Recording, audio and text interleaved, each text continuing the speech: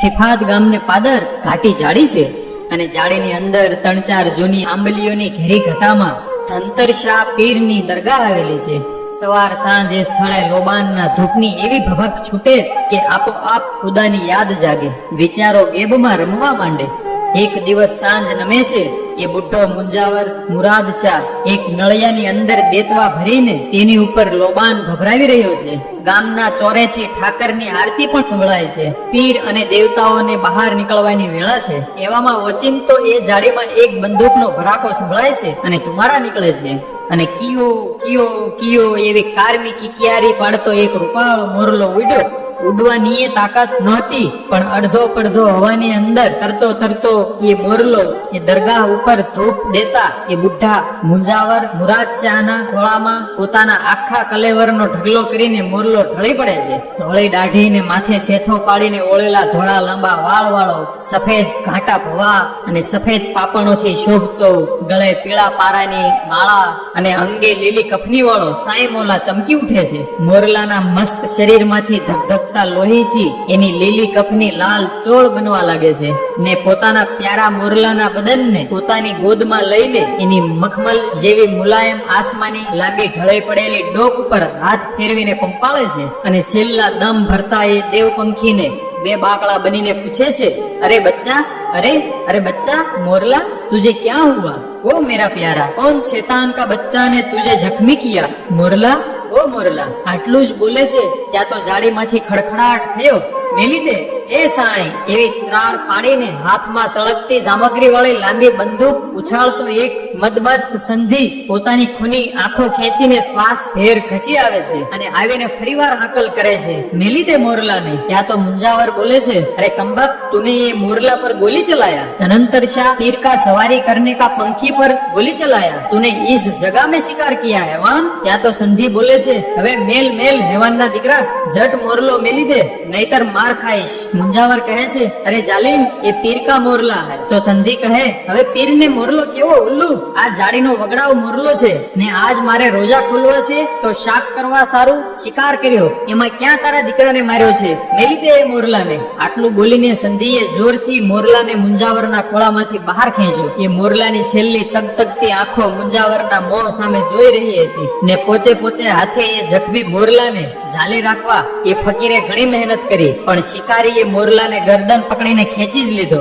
ને એ પ્રાણ વિનાનું દેહ પિંજર લઈને શિકારી ચાલી નીકળ્યો. ને પછી ધનંતરશા, પીર ધનંતરશા, ઓલિયા ધનંતરશા એમ ત્રણ ભયંકર અવાજ દેતો દેતો એ બુઢો મુંજાવર પીરની દરગાહ સામે ઘૂંટણીએ પડીને બેસી ગયો ને જાડવાની સારણી જેવી ઘટામાંથી આથમતા સૂરજની પચરંગી તડકી એ દરગાહ અને ફકીરને માથે ઢોળાવા લાગી ને એ લોબાનનો ધૂપ ગોટે ગોટ ધુમાડા ચડાવીને પીરના થાનકની આસપાસ જાડવાને પાંદડે પાંદડે છવાઈ ગયો. એ દરગાહનો ઓટલો મુંજાવરના અવાજથી થરથરી ઉઠ્યો, જાણે કે પીર પોતાની સફેદ સોળ નીચે સળવળવા લાગ્યા હોય તેમ. પવનમાં કફન ફરકી ઉઠ્યું અને આંસુડે નીતરતી આંખો મીચીને મુંજાવરે ત્રાળ દીધી કે ઓ પીર, આજ રમઝાન મહિનાની ખુદાઈ સાંજને ટાણે તારા દુલદુલ મોરલાનું શાક કરીને ખાનાર નાપાક ઇન્સાન ઉપર મારી કળકળતી આતરડીની બદદુઆ પુકારું છું. ઓ બાપ, કે મોરલો જેના પેટમાં જ હોય ત્યાં જો ખુમાણોના ભાલા એ માંસ ખાનારના પેટમાં પરોવાય ન જાય તો હું ફકીર નહીં, તું પીર નહીં ને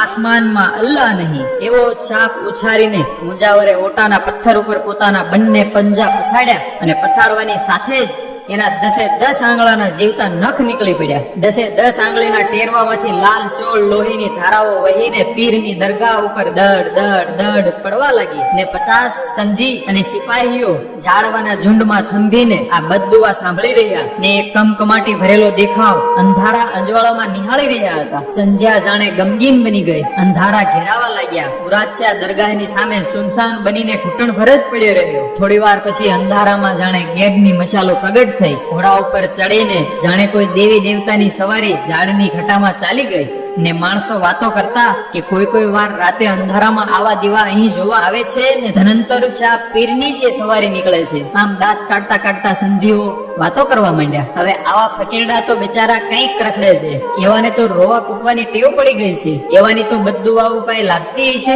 ને. સંધી બોલે છે, હા એલા તમારે જટ મોરલાને વધેરી નાખો, જટ શાક રાંધીએ ને રોજા છોડીએ, પેટમાં લાગી છે ને હજી તો પંથ બહુ લાંબો પડ્યો છે. આમ વાતો કરતા કરતા આખા દિવસના ભૂખ્યા તરસ્યા બંદૂકધારી સંધીઓએ પાપની રસોઈ પકાવી અને સહુએ પેટ ભરીને રોજા ખોલ્યા. એમાંના ફક્ત એક જ સંધીએ મોરલાનું માંસ ન ચાખ્યું ને આ 50 ઘોડાનો પડાવ કોનો હતો અને કોણ હતા એ સંધી સિપાહીઓ?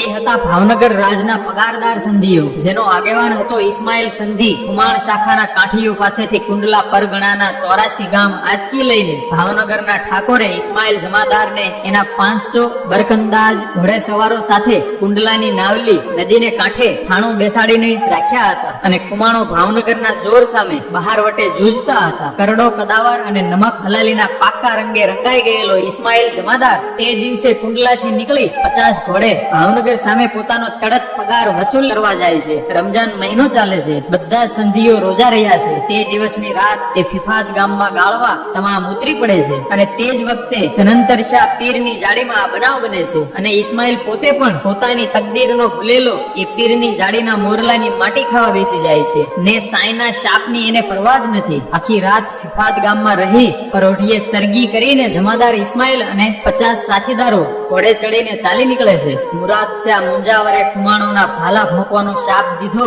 પણ તેને તો જરાય ખબર નથી કે આસપાસ 50-25 ગામમાં ક્યાંય બહારવટિયાનો પગરવ પણ હોય છે. ખુમાણોને માથે ઠીકા ઠીકનો જાબદો કર્યાની ખુમારીમાં મૂછે વળ દેતો સરદાર ઘોડો હાંકી જાય છે ને એમાં બરાબર ઘેટી આદપરના ઠાસા ગામમાં દાખલ થતા જ સૂરજ મહારાજે કોર કાઢી અને સામી બાજુએ જાણે એક બીજો નાનકડો સૂરજ ઉગતો હોય તેવું દેખાડતા કિરણો જેવા લાગતા 101 ભાલા જળલાટ કરી ઉઠ્યા અને એ જળેલાટ અને એ સજાવટ ઉપરથી જ પારખી જઈને સંધીઓએ અવાજ દીધો કે ઇસ્માઇલ જમાદાર, કાઠીઓ આવે છે. જમાદાર કે અરે હોય નહીં. તો સંધીઓ કહે હોય નહીં શું? લ્યો ત્યારે એ આ કટક વર્તાણો. જમાદાર કહે ફિકર કરો માં, આપણે ખંભે 51 બંદૂક પડ્યું છે અને એ બિચારા અણહથિયારા છે, હમણાં જ વીંધી નાખશું. સામગ્રીઓ તૈયાર કરો ફટાફટ. પળવારમાં તો એ ચકમક અને લોઢાના ઘસારાથી 51 હાથમાં આગના તણખા જરવા લાગ્યા ને ઝીણા રાતા વગડાવ ફૂલની માફક રમવા લાગ્યા અને સામગ્રીઓ જાણે ઝબૂકી ઉઠી ને જમાદાર બોલ્યા હા ફૂકી દો. એવો હુકમ થતાની સાથે જ 51 લાંબી બંદૂકોએ અલમસ્ત ભુજાઓમાં ઉપડીને પહોળી ઢાલ જેવી છાતીઓ ઉપર ટેકો લઈ લીધો. ઝીણી આંખોએ પોતપોતાના વડિયાની સામે નિશાન લઈ રહી છે અને સામેથી કાઠીઓએ ઘોડા વેરણ શરણ કરી દીધા અને કોઈ પોતપોતાની ઘોડીઓના પેટાળે ઉતરી ગયા, કોઈ ઘોડીઓની ગરદન આડા માથા સંતાડ્યા, કોઈએ ઢાલો ઢાંકીને તલવારો ખેંચી લીધી. પણ સંધીઓ બંદૂકોના કાનમાં દારૂ મેલીને જ્યાં સળગતી સામગ્રી દાબે છે ત્યાં તો સુરુ થઈને કાનનો દારૂ સળગી ગયો ને 51 માંથી એક પણ બંદૂકનો ભડાકો ન થયો. હવે એવું તો શું બન્યું કે એક પણ બંદૂકમાં ભડાકો ન થયો? કારણ કે પાછલી રાતે મેકરવો પડેલો હોવાથી દારૂ હોવાઈ ગયેલો, એટલે જ બંદૂકો કાન પી ગઈ અને કોઈને એ વાતની ખબર જ નહોતી રહી. કેમ કે મોરલાનો શિકાર કર્યો ત્યારથી જ એ બધાનો કાળ આવવાનો નક્કી થઈ ગયો હતો. 51 બંદૂકો હાથમાં ઠઠી રહી અને સામેથી ચકોર ઘોડીઓ હાંકી અને ચકર ચકર સૌના હાથમાં ભાલા ફરવા લાગ્યા અને અગ્નિ ઝરતા કોઈ કુંડાળા સળગતા હોય એવા દેખાઈ રહ્યા હતા. અને આ બાજુ મોખરે સંધીઓએ દાણો દાણો થઈને વેરાઈ જાય એમ ભાગવું પડ્યું. સામે કાઠીઓએ જોયું કે હમણાં સંધીઓ હાથમાંથી નીકળી જશે, ઘોડાને આંબવા નહીં દે ને પલકારામાં જ કાઠીઓના આગેવાનને કરામત સૂજી એટલે એને હાકલ કરી કે પેલા જોજો હો, આ સંધીડા ઓલા બૂટના કુવામાં જતા રહેશે ને તો આપણને મારી પાડશે હો, પછી આપણે કાંઈ નહીં કરી શકીએ. આમ ભાગતા ભાગતા સંધીઓ સાંભળે એ રીતે આ યુક્તિ ભર્યું વેણ બોલાયું અને સાંભળતાની સાથે જ સંધીઓના કાન ચમક્યા. સાચો હાથ જાણે બૂટના કુવામાં દાખલ થઈ જવાથી આપણે બચી જઈશું એવું વિચારીને ભ્રમણામાં આંધળા ભેદ બનીને એ 51 જણાએ એક સુકાઈ ગયેલા મોટા કુવાની કોરી ખાડમાં ઘોડા કુદાવ્યા અને ફરીવાર બંદૂકો તાણી અને સામગ્રી છાપી, પણ કાન પી ગયેલી બંદૂક જ ન વસૂટી અને કાઠીઓએ ખાડાને કાંઠે ઉભા રહીને ભાલા બરસી તેમજ તલવારોના ઘા કરીને સંધીઓનો કચ્છર ઘાણ કાઢી નાખ્યો. પણ એક હાથ એ 50 લાશોની વચ્ચેથી ઊંચો થયો અને એક સંધિ અને શુદ્ધ શરીરે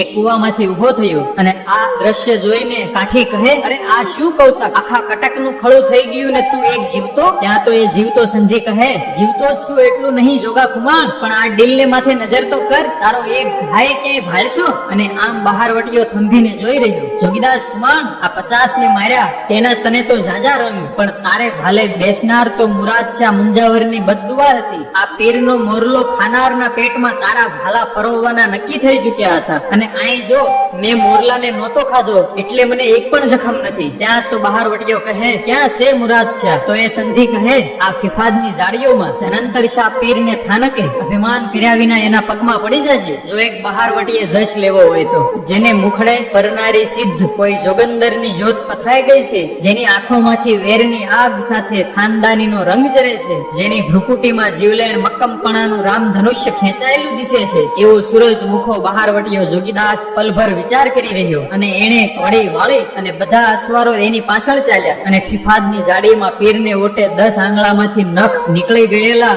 અને ગમગીન બેઠેલા બુઢા મુંજાવર મુરાદ શાહના પગમાં જોગીદાસે પોતાના હાથ અને મસ્તક નમાવી દીધા. એના પાળેલા કબૂતરો, ખિસકોલીઓ અને કાબરો એના શરીર પર રમતા હતા. એક ડાઘિયો કૂતરો એના પગમાં બેઠો હતો અને પોતાના બંને હાથ બહારવટિયાના મસ્તક પર મૂકીને મુરાદ શાહે દુઆ દીધી, જોગીદાસ બચ્ચા, પીર ધનંતર શાહ તારા રખવાળા કરશે. હવે એક ખાસ વાત, અમરેલી જિલ્લામાં આવેલા કુલ 11 તાલુકાઓ પૈકીના એક એવા સાવરકુંડલા તાલુકામાં આવેલું એક મહત્વનું ગામ છે ફિફાદ. ગામના લોકોનો મુખ્ય વ્યવસાય ખેતી, ખેતમજૂરી તેમજ પશુપાલન છે. જેસર અને કુંડલા વચ્ચે ફિફાદના જંગલમાં આ મુરાદ શાહ પીરની દરગાહ આવેલ છે. મુરાદ શાહે પોતાના હાથના પંજા પછાડીને નખ કાઢી નાખેલા અને જોગીદાસને દુઆ આપેલી કે તારો વાળ વાંકો નહીં થાય. અને જોગીદાસે અણનમ બહારવટો કરેલ. તો મિત્રો, તમને કેવી લાગી આ એક સત્ય ઘટના? કોમેન્ટમાં જરૂર જણાવજો. અને હા, આ ચેનલને સબસ્ક્રાઇબ કરવાનું ના ભૂલતા. ધન્યવાદ.